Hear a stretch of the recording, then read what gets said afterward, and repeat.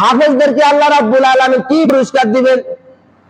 আল্লাহ পাক রব্বুল আলামিন বলছেন, আমার কোন হাফেজে কোরআন যখন 30 পারা যখন কোরআন মুখস্থ করবে, আল্লাহ পাক রব্বুল আলামিন ওয়াদা করছেন, আমার কোন হাফেজে যখন হাফেজে কোরআন হবে, আর এই হাফেজে কোরআনকে আল্লাহ পাক রব্বুল আলামিন হাশরের ময়দানে নূরের টুপি পরাইয়া উঠাবেন।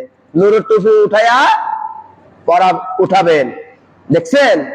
আর এই হাফেজে কোরআনের পিছনে হাজার হাজার মানুষ ঘুরবে সুপারিশের জন্য। কিসের জন্য বলেন? একজন হাফেজে কোরআনের পিছনে, একজন আলেমের পিছনে হাশরের ময়দানে লক্ষ লক্ষ কোটি কোটি মানুষ ঘুরবে একটু সুপারিশের জন্য। ও হাফেজে কোরআন, ও আলেম, আপনি আমার জন্য একটু সুপারিশ করুন, আপনি আমার জন্য একটু সুপারিশ করুন। আমি একটা নেকির জন্য আমি জান্নাতে যেতে পারতেছি না। কয়টা নেকির জন্য? আমার প্রিয় ভাইরা, কথাগুলো গভীর মনোযোগ দিতে হবে।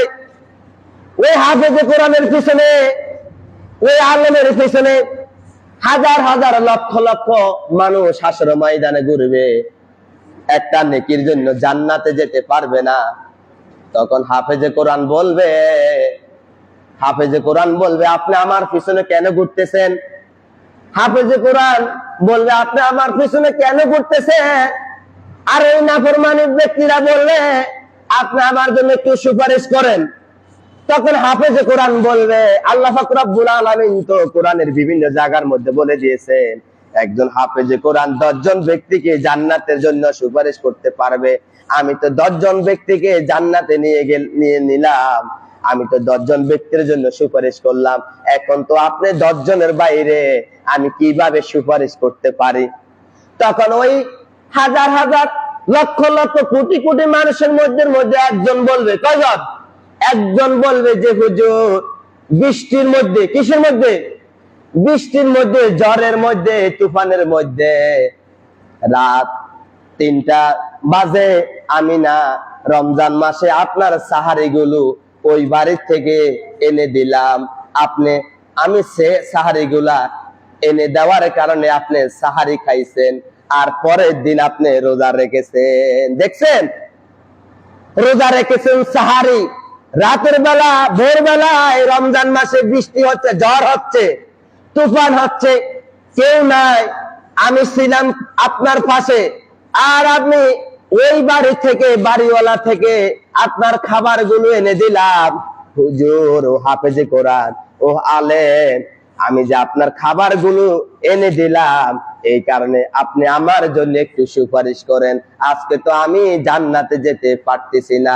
তখন ওই হাফেজে কোরআন, ওই আলেম আল্লাহর কাছে সুপারিশ করবে, ও রব, আমার এই মুমিন বান্দা, আমি যখন কোরআন তেলাওয়াত করতাম, আমি যখন আমার রুমের মধ্যে বসে বসে যখন অন্ধকারে যখন কোরআন তেলাওয়াত করতাম, অনেক সময় দেখা গেছে এই লোকে সব সময় আমার পাশে থাকতো। আমার কোনো যাবতীয় যা কিছু প্রয়োজন ছিল, আমার প্রয়োজনীয় জিনিসগুলো দিয়ে আমাকে সহযোগিতা করছেন। রমজান মাসে কি করতে, ঝড় তুফানের মধ্যে আমার খাবার গুলো এনে দিয়েছেন। ও রব, এই মুমিন বান্দাকে ক্ষমা করে দাও।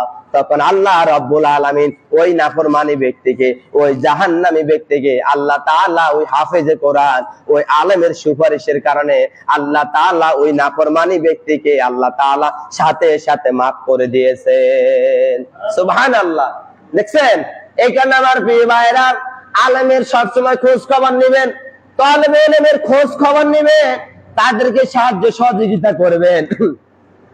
আপনি যদি বাজারে যদি মার্কেট করতে যান, ওই মসজিদের হুজুরের জন্য, ওই তালেবে ইলমের জন্য আপনি যদি বাজার থেকে যদি একটা লুঙ্গি কিনে, ওই তালেবে ইলমের জন্য, ওই আলেমের জন্য, ওই হাফেজে কোরআনের জন্য একটা লুঙ্গি কিনেন, একটা পাঞ্জাবি কিনেন, একটা টুপি কিনেন, একটা পাঞ্জাবি কিনেন, এই হাফেজ, এই আলেমের কারণে কাল কিয়ামতের ময়দানে আল্লাহ তাআলা হইতে পারে আপনাকে ক্ষমা করে দিতে পারে, আর ওই হাফেজের সাথে আপনার সাথে আল্লাহ তাআলা জান্নাতের মধ্যে হয়তো শামিল করে দিতে পারেন।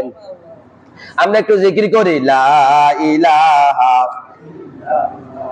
লা ইলাহা